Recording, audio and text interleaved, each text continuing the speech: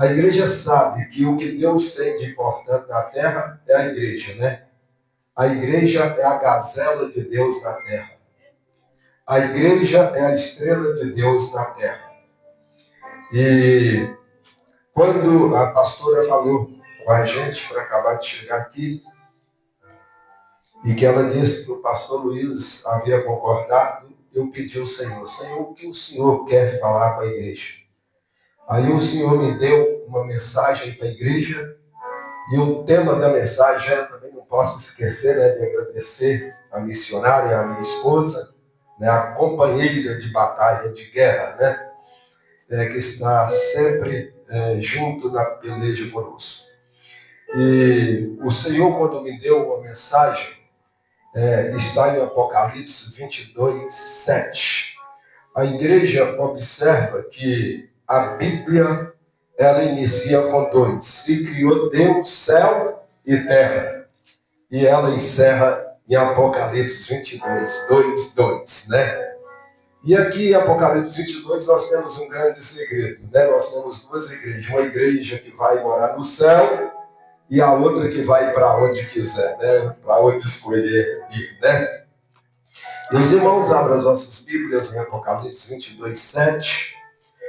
Como eu disse, o tema da mensagem é arrumando as malas. Aleluia. Quem gosta de viajar aí, irmãos?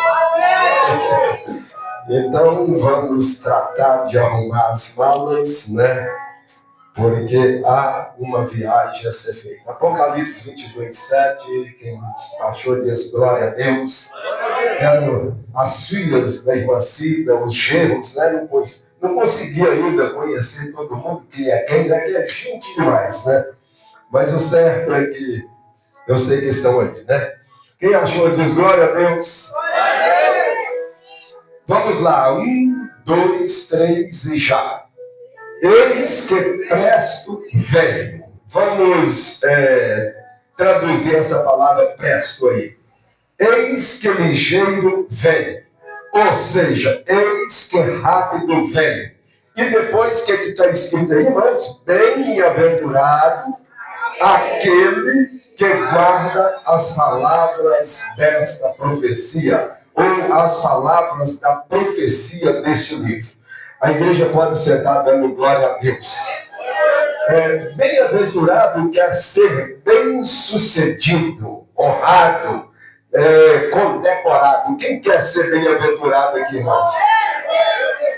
Então vamos aprender com o Espírito de Deus nesta noite.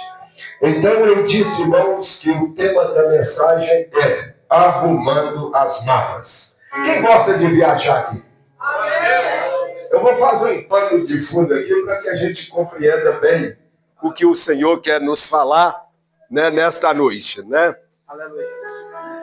Quando nós vamos fazer uma viagem, inúmeras são as viagens que fazemos, né? Às vezes viajamos em prol da obra de Deus, às vezes viajamos para passear, né? Você gosta de passear? Às vezes viajamos para visitar alguém da família que mora longe, está doente, tem muito tempo que não vimos. Às vezes viajamos para velório, né? Eu mesmo já fiz muitas dessas viagens, apanhar pessoas na minha cidade, vim aqui em São Paulo, em Batatais, em Franca, né? Viagem rápida. Mas o certo é, quando nós vamos fazer uma viagem, nós precisamos ter alguns cuidados, né? Quanto mais longe a viagem, melhor se arruma a mala, não é isso? Quando vamos viajar, principalmente a passeio, vamos pegar as melhores roupas, não é isso? Vamos ter um cuidado de não deixar faltar nada na mala para a viagem. E, para resumir, nenhuma viagem requer dinheiro, recursos, não é isso, irmãos? E uma coisa não pode acontecer, pastor Luiz, quando nós vamos fazer uma viagem, principalmente longínqua, é perder a mala. Perder uma mala numa viagem é arrumar problema. Principalmente mulher, né? Homem até que se vira para lá, veste uma bermuda aqui, veste uma camiseta para ali, mas não perde uma mala de uma mulher, não, pastor Luiz, que o negócio não fica preto. É ou não é, irmãs? É problema. Eu vou contar a vocês uma experiência que eu tive com a perda de uma mala. Para nunca mais. Eu trabalhava numa empresa de ônibus, né? Uma Cida conhece lá na minha cidade, Aviação Rio Doce. E uma certa feita eu indo para Almenara, o norte de Minas, foram um monte de gente de São Paulo para a região. E quando chega no meio do caminho, num lugar que chama Moraes, mas não estou falando de Alexandre de Moraes, não esqueça que é meu lá. Eu entreguei a mala de uma mulher errada e fui para Almenara, e é longe. Quando chega em Almenara, na hora de descer o pessoal, é que ficou constatado que eu havia entregue a mala errada. Eita dor de cabeça, viu, irmãos? Aí, voltei com a mala dessa mulher, falei, ó, fica tranquila, que eu sei onde descia a mala da senhora, e eu vou trocar a mala e vem trazer. Pensa no negócio, 3 dias, irmãos, de luta para me trocar aquela mala. Sim, voltei para a minha cidade, cheguei cá, comuniquei a empresa, peguei outro ônibus e fui para aquele lugar onde a mulher tinha descido e coloquei a malona nas costas. Uma mala pesada, viu? Parece que a mulher estava carregando chumbo na mala. Viu? E entrei para dentro de um mato, um matagal ali, e procurando esse povo.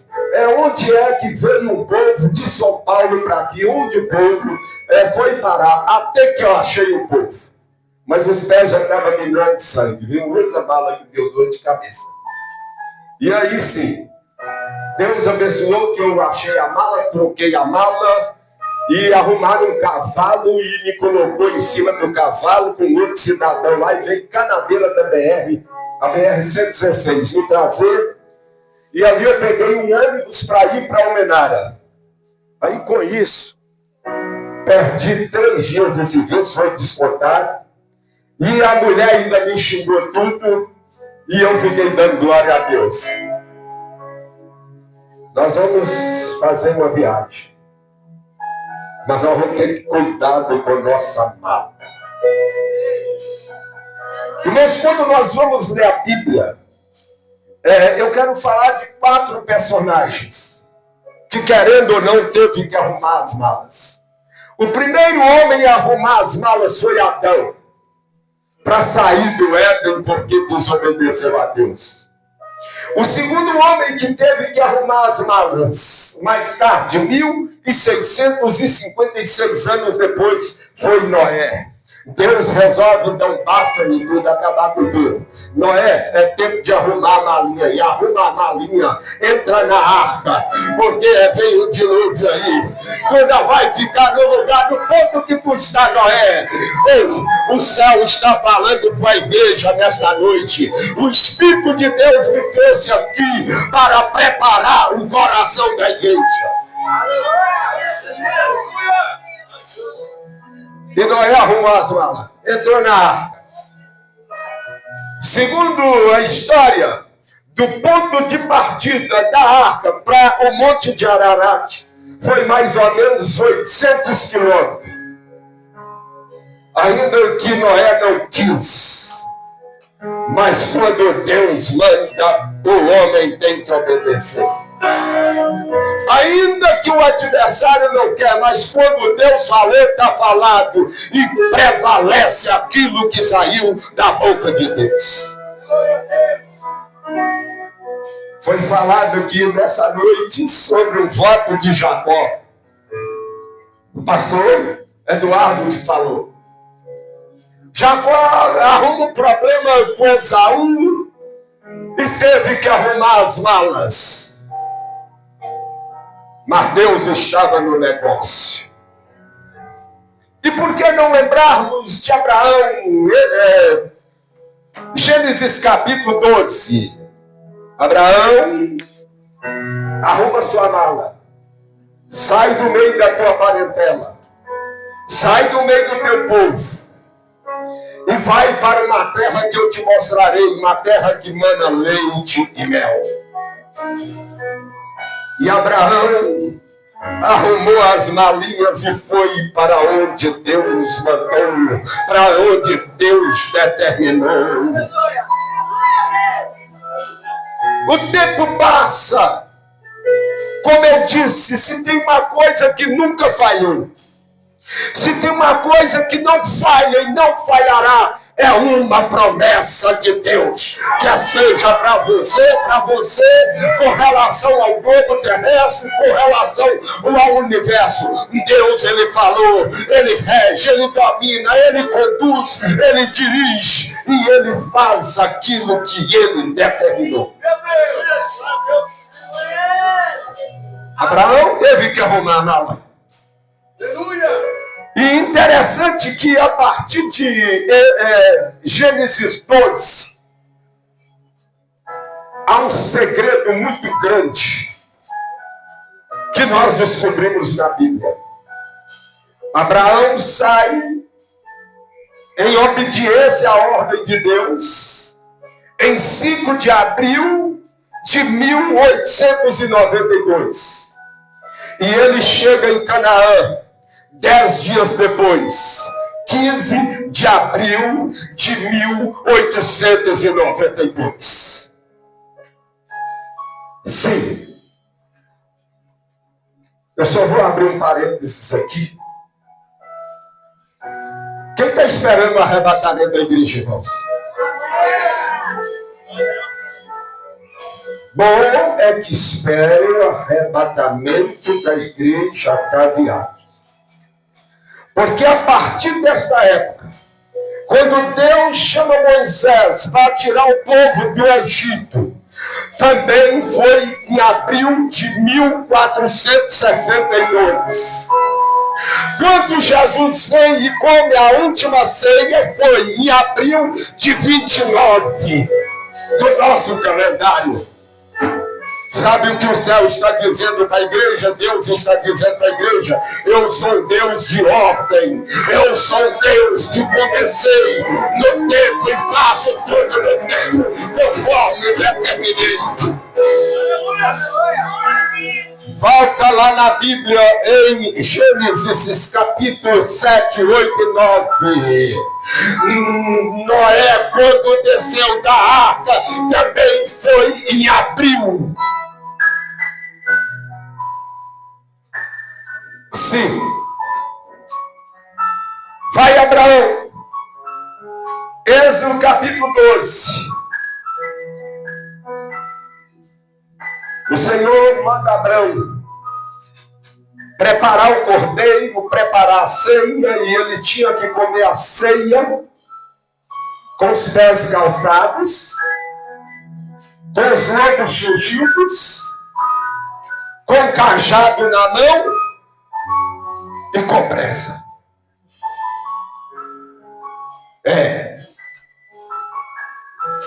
E assim Abraão, e assim Moisés fez, conforme Deus determinou. Está em Êxodo. Quando nós falamos de 12 na Bíblia, nós falamos do governo de Deus. Aleluia. Se nós observarmos a descendência de Sete, eram 12 príncipes. A descendência de Caim, 12 príncipes. Porém, 12 príncipes malignos. Ao passo que de Sete, 12 príncipes benignos. Lembra dos 12 fundamentos do muro de Jerusalém? Das 12 portas de Jerusalém? Lembra de Jesus e os 12 apóstolos? Lembra que Apocalipse diz que no juízo final, no julgamento de tudo, há uma árvore. É no meio do jardim. E que essa árvore produz 12 frutos, um fruto a cada mês. Quando nós falamos de 12, nós falamos do governo de Deus. Deus é o Deus que governa o céu. Deus é o Deus que governa a terra. Deus é o Deus que te governa e que me governa.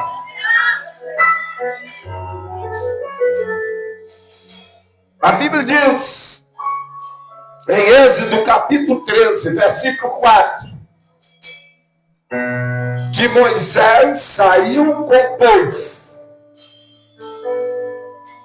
no mês de Abibe, do mês de abril, rumo à terra prometida.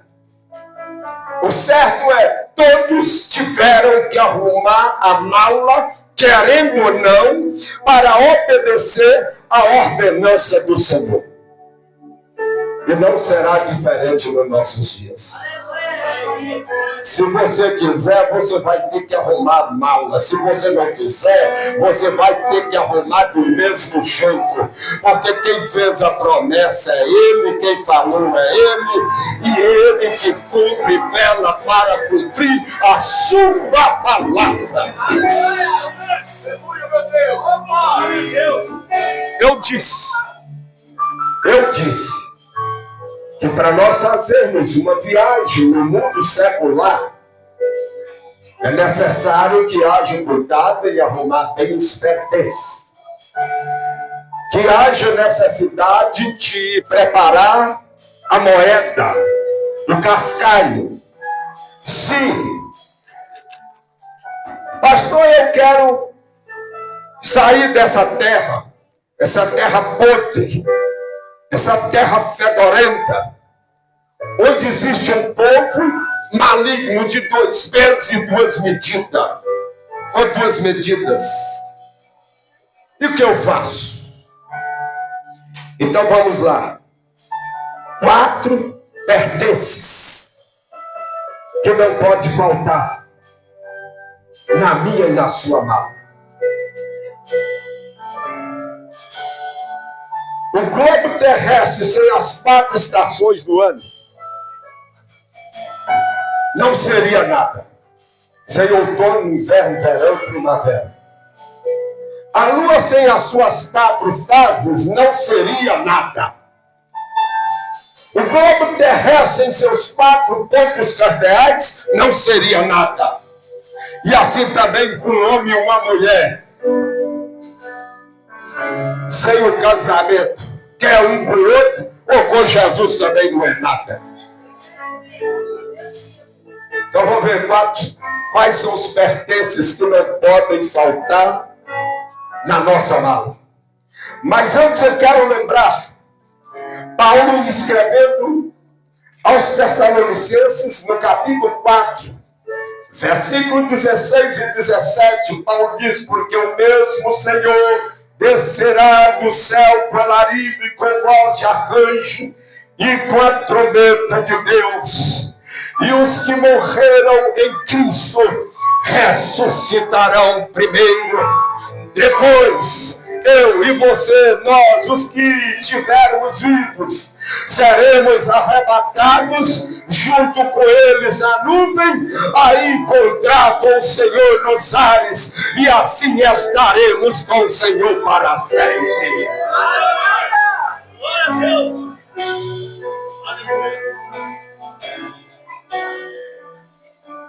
Paulo escrevendo a igreja de Corinto, no capítulo 15, versículo 50, 1 Coríntios 15, versículos 51 e 52. Paulo diz para a igreja: eis aqui vos digo o mistério. Mistério é aquilo que está escondido, que está oculto. Na verdade, nem todos dormiremos, mas todos seremos transformados. No momento, num abrir e num fechar de olhos, ante a última trombeta, porque a trombeta soará, e os mortos ressuscitarão incorruptíveis, e nós seremos transformados para ir morar na glória do Senhor Jesus. Aleluia, Deus. Sim. É uma promessa. Deus chama, Deus faz a promessa. A dúvida é do ser humano. Mas o dever de cumprir a promessa foi ele que fez a promessa. Nós vamos encontrar na Bíblia 7 pessoas que tiveram dúvidas Moisés teve dúvida de que conseguiria tirar o povo do Egito e levar eles à terra prometida. Os israelitas tiveram dúvida de que Deus ia providenciar pão para eles no meio do deserto. Mas com dúvida ou sem dúvida, Deus tirou, Deus conduziu e Deus levou. Abraão e Sara tiveram dúvida de que depois de velhos iriam produzir frutos. Mas com dúvida ou sem dúvida, viram o Isaac, abraçaram o Isaac. Ei, quem te disse que o método é seu? Quem te disse que essa situação é sua? Se você pudesse resolver o problema que você está enfrentando, você nem lembraria de Deus. Como você não pode, Ele é poderoso, Lucas 1,37, porque Ele é poderoso para fazer aquilo que é impossível. Gideão duvidou, pastor. Gideão duvidou de que pudesse, sendo o menor da tribo, mais pobre, miserável, sem o que comer, sem o que beber, sem o que vestir, iria conduzir, levantando os israelitas para livrá-los da mão dos midianitas. Mas quem chamou foi Deus. Quem fez a promessa foi Deus. Tem alguém que está escutando bem aqui? Quem tem ouvido, ouça que o Espírito de Deus diz. Então ouça o que o Senhor está te dizendo aqui para altar até o último lado da porta. Aquilo que tu não pode fazer, eu posso. Aquilo que tu não pode resolver, eu posso. E olha o que o Senhor diz. O Senhor diz para mim, diz para a minha igreja. Quem aqui fez um acordo com Deus? Quem aqui Deus propôs um acordo para trazê-lo a esta terra? Deus te perguntou se você queria vir? Não. Então esse Deus, Ele é um Deus de direito e um Deus de dever. Ele te trouxe. Aprove Ele trazê-la. Então a responsabilidade de cuidar de você é dele. É dele. Ele responsabiliza pelo seu pão, pela sua veste, pelas suas dívidas, pela sua moradia, pela sua vida sentimental, pela sua saúde. Então deixa isso com Ele. E vai cumprir com o seu dever para com Ele. Ele cumpre com os deveres dele para com você, para conosco. Então vamos cumprir com o nosso dever para com ele. E o nosso dever é orar, congregar, dizimar, orar um pelo outro, interceder um pelo outro. Faça isso.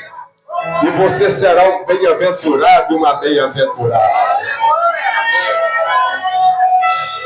Sim, pastor, que eu não posso deixar faltar na minha mala, porque eu quero ser bem-sucedido na terra e quero alcançar o reino do céu. Mateus 16, 24. Se alguém quiser vir após mim, renuncie-se a si mesmo, toma a sua cruz e siga-me. Você sabe o que nós estamos precisando de renúncia? Que renúncia, pastor? A igreja quer ouvir? Porque ouvir falar. Nós temos que parar de orar contra os outros. Nós precisamos parar de querer ver o mal dos outros. Nós precisamos parar de estar apedrejando os outros, julgando os outros, falando mal dos outros, denegrindo os outros, perturbando a obra de Deus.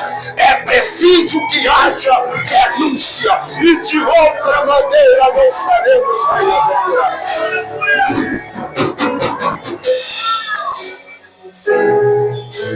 Lucas 9, 62.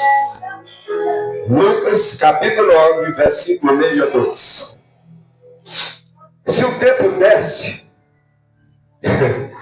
eu ia explicar a vocês o que o Senhor nos fala através dos números, para que a gente entendesse melhor. Mas o tempo não é suficiente. Certa feita, chega um cidadão para Jesus, vem o segundo, vem o terceiro. Um Jesus chama, o outro oferece Jesus para seguir Jesus. E por fim daquele diálogo, Jesus diz para eles: aquele ou aquela que coloca a mão no arado e olha para trás, não é apto para o reino do céu. Quem está com a mão no arado não pode ficar olhando para trás.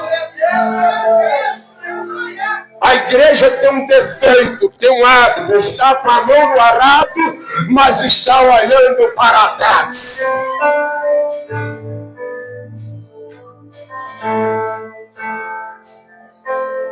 Eu vou contar a vocês uma experiência que eu tive. E quem quiser ir lá ver, vai lá comigo e vê ela hoje. É 1000 e alguns quilômetros, né? Mas vai ver. O meu pai está vivo. Meu pai está com 88 anos. E meu pai tem um sítio. E nós trabalhávamos muito com lavoura. Tirava amendoim, plantava feijão, milho, e muitas outras coisas. E uma certa feita meu pai contratou um tratorista para arar uma terra, uma baixada que tem lá. E o tratorista está arando a terra, mas aconteceu um fato, ele esqueceu a direção do trator e está olhando, e o trator está aí, mas tinha uma pedra. Ele estava arando, mas estava olhando para trás. E daqui a pouco ele subiu naquela pedra, quebrou as enxadas do arado, quebrou aquela estrutura do arado, e aquilo é caro. E daqui a pouco ele começa a chorar, porque o valor da mão de obra que ele estava recebendo não dava para comprar nem 3 das enxadas. Teve prejuízo porque estava arando e olhando para trás. O que é que está te fazendo olhar para trás? A língua grande do irmão? A língua grande da irmã? O julgamento do irmão, da irmã? Ei, meu irmão, saiba tudo uma coisa: tu não mora na terra de ninguém, tu mora na terra de Deus. Tu não bebe água de ninguém, tu bebe água de Deus. Tu não come o pão de ninguém, tu come o pão de Deus. Tu não dorme o sono de ninguém, tu dorme ao sono de Deus. Então teu negócio é com Ele, é com Ele.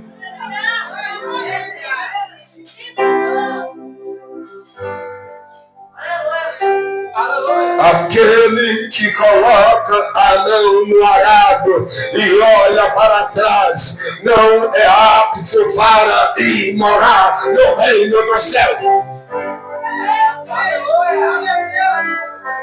O meu conselho é: continua com a mão no arado e continua marchando. Ninguém que sai para fazer uma viagem, que vai até ali e volta, chega ao seu destino. Só chega ao destino quem continua marchando, quem continua andando. E a igreja olha para Jesus, que é o autor e consumador da nossa fé. Lucas 14:33, Jesus diz para os discípulos: qualquer de vós que não renuncia tudo quanto tem, não pode ser meus discípulos. Qualquer um de vós que não renuncia tudo que tem, não pode ser os meus alunos. Para ser aluno de Jesus é necessário renunciar. Tem que renunciar à cobiça. Tem que renunciar ao adultério. Tem que renunciar ao fundo. Tem que renunciar à obra de bruxaria. Tem que renunciar à dúvida. Tem que renunciar à incerteza. Tem que renunciar à incredulidade. Ou crer ou não crer.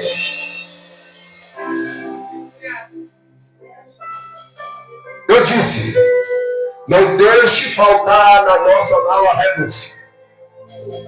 O segundo pertence que não pode faltar na nossa mala, a esperança ou a confiança. Esperança e confiança é você acreditar em algo positivo.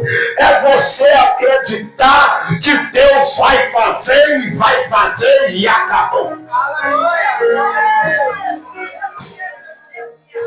E para isso, vamos tomar como exemplo o nosso irmão e amigo Paulo. Observe quando Paulo está preso em Roma, prestes a ser morto. Ele escreve a primeira carta a Timóteo e a segunda carta a Timóteo. E no capítulo 4, versículo 8, o 8 na Bíblia fala de transição. Nós estamos vivendo um período de transição. Se você olhar Gênesis 8 e 9, foi uma transição. Noé desce da arca e recebe um novo pacto, a nova aliança de Deus. Se você observar 1 Samuel capítulo 8, morre o último juiz Samuel, sacerdote e profeta. Encerrou o período dos juízes e entra o primeiro rei Saul. Transição. E nós estamos vivendo um período de transição. Se você olhar Atos capítulo 8, capítulo 9, matam Estevão no capítulo 8 de Atos. E no capítulo 9 vem Jesus a passos largos para Saulo. E Saulo era da tribo de Benjamim, parente de Saul. Passaram-se 1050 anos, mas o Deus de Israel estava no controle. O Deus de Israel continua no controle. E Jesus chega para ele: Saulo, Saulo, por que me persegues? Aleluia! Você sabia que quando você se aborrece com o crente, maltrata ele, fala mal dele, você está aborrecendo o próprio Jesus? Eu tenho plano. Eu pertenço ao céu. Pastor, eu não aborreço ninguém. Pode me aborrecer quem quiser, mas eu não. Sabe por quê? Eu já vi Deus matar crente por causa de crente. Eu já vi Deus matar crente por causa de ímpio. Já. Se não aprender, não aprende nunca mais. E então, esse Paulo, que Jesus veio ao encontro dele, quando ele está prestes a ser morto, aí ele escreve para Timóteo e diz: desde agora. Ele não disse desde ontem. E ele nem disse desde amanhã ou depois da manhã. Ele está dizendo já, eminente. Desde agora, a coroa da justiça me está guardada, a qual o Senhor, justo juiz, me dará naquele dia.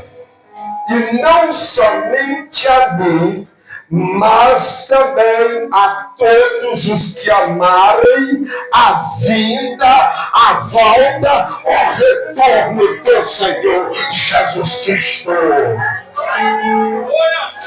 É essa esperança que eu preciso ter. É essa esperança que vós precisa ter. É essa esperança que tu precisa ter. Pastor, me falta esperança, me falta confiança, me falta convicção. Então receba do céu de Deus essa noite, porque Ele está derramando esperança e convicção.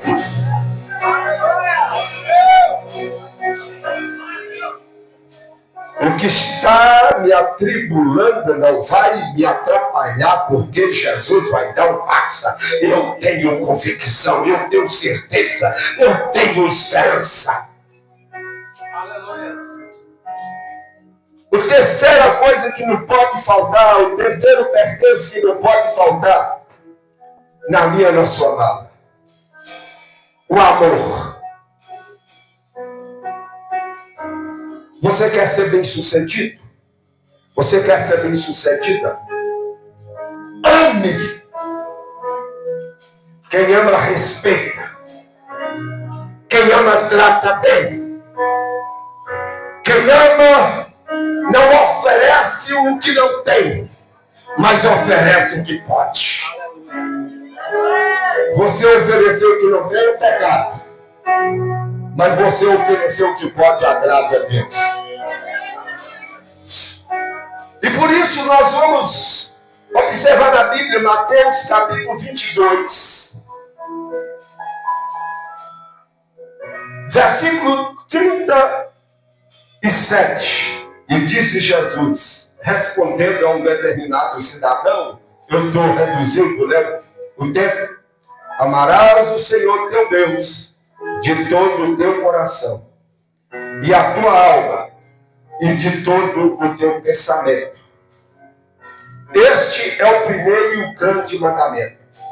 E o segundo é: ama o teu próximo como a ti mesmo.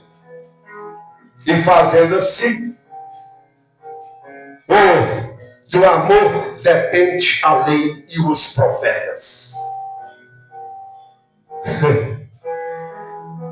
O que eu conheço de gente de coração ruim, o que eu conheço de gente de coração tenebroso, o que eu conheço de gente de coração maquiavélico, eu posso ter meu irmão, não. Está errado. Este não é o evangelho que nós vivemos e pregamos. Eu estou com minha despesa cheia, irmão, está com fome, que se lasca para lá. Eu quero te dizer, debaixo da autoridade do Espírito de Deus, não haverá reino do céu a você nem hoje, nem amanhã, nem nunca.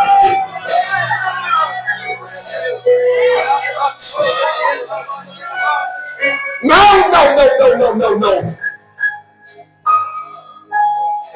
Eu tenho uma esposa aqui. Eu passei por muito processo. Sabe por quê? Eu ajudei muita gente. Eu comia da mão de Raimundo e todo mundo. Eu não tinha maldade com ninguém. Para mim, todo mundo era bom. Mas eu louvo a Deus por isso. Na caminhada tentaram me sequestrar, mas Jesus não deixou. Na caminhada tentaram me matar mesmo, de faca, de veneno, mas Jesus não deixou. Aí quando eu casei com ela, que ela foi falar: rapaz, você tem que ter mais maldade, você tem que ficar mais esperto. Eu falei: não é que é mesmo? Malícia, né? Mas o compromisso de Jesus é com homem e com mulher do coração bom. Jesus não tem compromisso com homem e com mulher que andam com o coração cheio de raposinha, que não ama, que só quer mal dos outros, fala mal dos outros.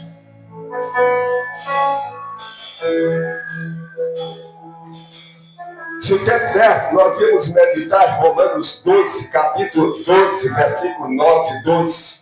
Romanos 13, 8 e 14. Mas vamos ficar somente com um capítulo de ouro, que é 1 Coríntios 13, capítulo 13, versículo 13, né? Quando Paulo, escrevendo a igreja de Corinto, diz: ainda que eu falasse a língua dos homens e dos anjos e não tivesse caridade, essa caridade aqui significa amor, seria como metal que soa como sino que tine.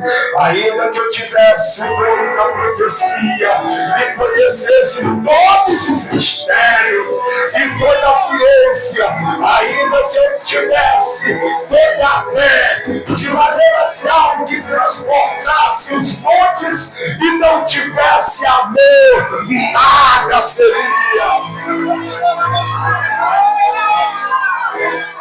E ele continua falando, e quando ele encerra o capítulo com seu cântico, ele diz: agora, pois, permanece a fé, a esperança, a caridade, eu disse, renúncia, esperança, amor. Agora, pois, permanece a fé, a esperança, a caridade, e essas três, mas a maior desta é o amor.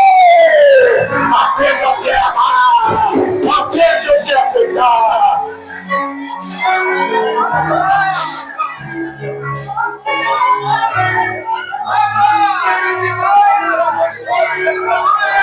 Receba amor, igreja. Receba amor, igreja. Receba amor. Esse é o Senhor para te ensinar a amar. Enquanto é tempo, ama a tua esposa, ama a tua família, ama a igreja, ama o ministério, ama o pastor da igreja.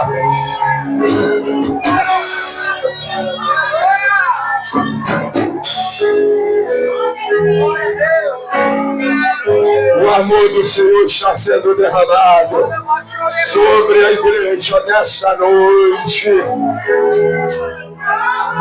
Perdoa quem te magoou, perdoa quem te maltratou, perdoa quem te ofendeu.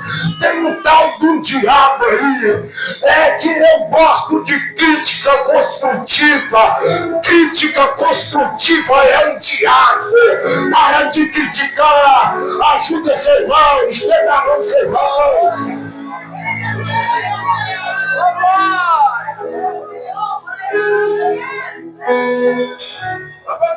Agora o tempo está acabando.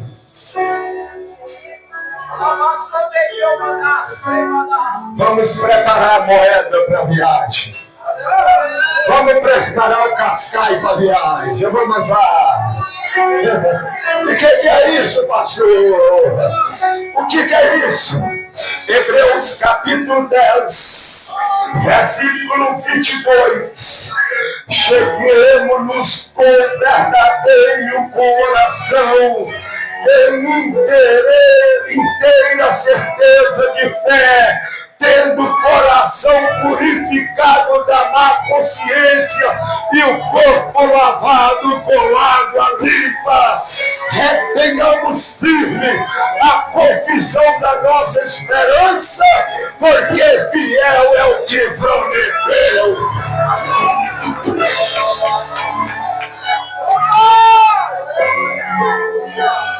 A moeda é a fé. A Bíblia diz que o dinheiro a tudo responde. Para pagar a conta de água precisa de luz. Para pagar a conta de água precisa de dinheiro. Para pagar a luz precisa de dinheiro. Para pôr o pão na mesa precisa de dinheiro. Para viajar precisa de dinheiro. Para vestir precisa de dinheiro. E para morar no céu, a moeda que você precisa é a fé. Receba fé nessa noite, igreja. Receba fé nessa noite.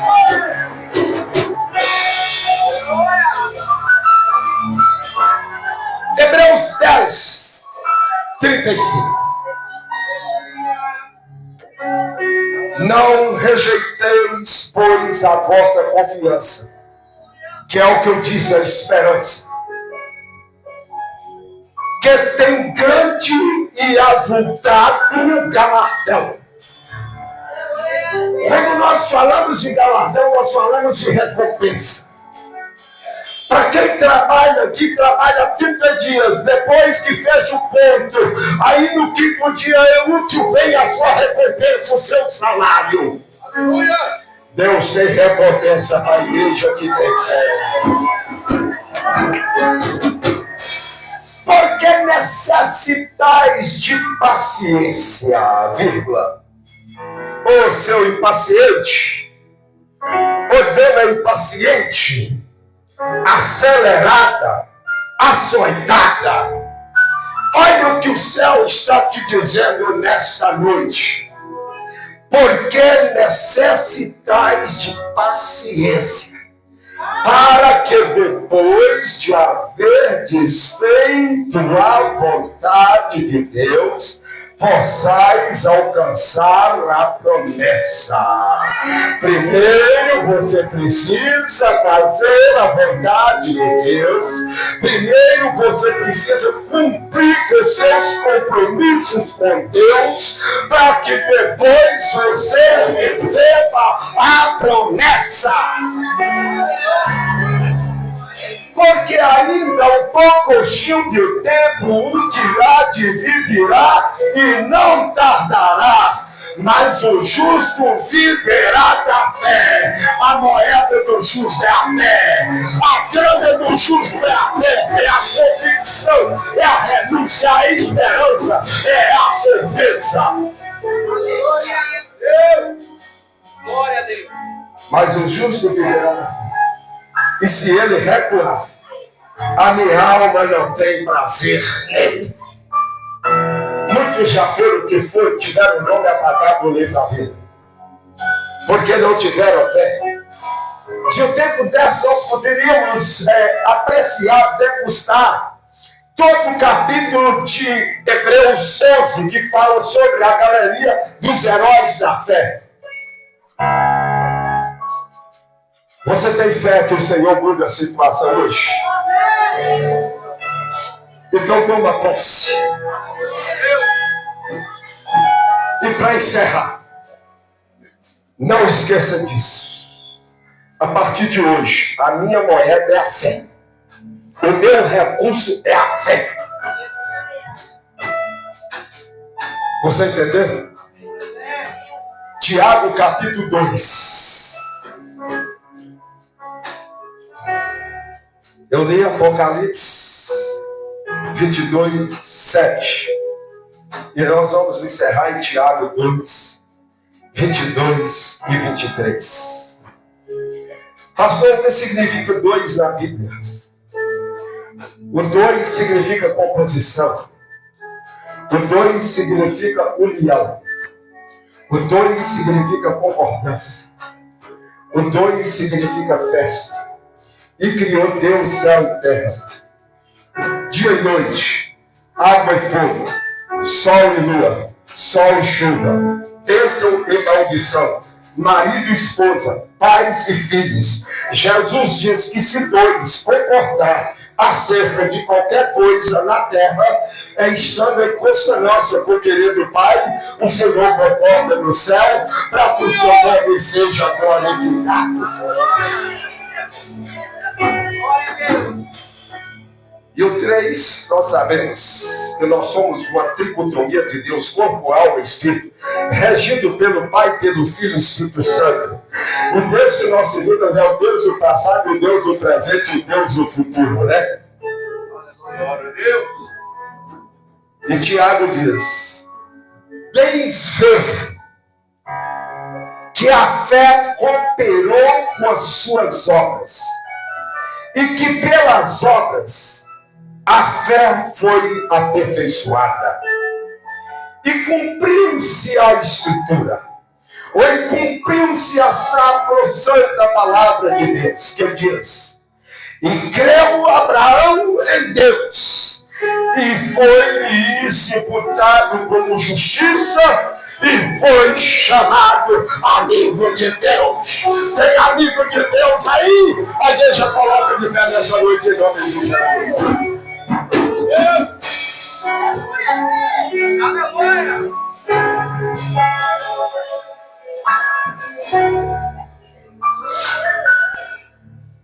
A igreja diz comigo, Senhor,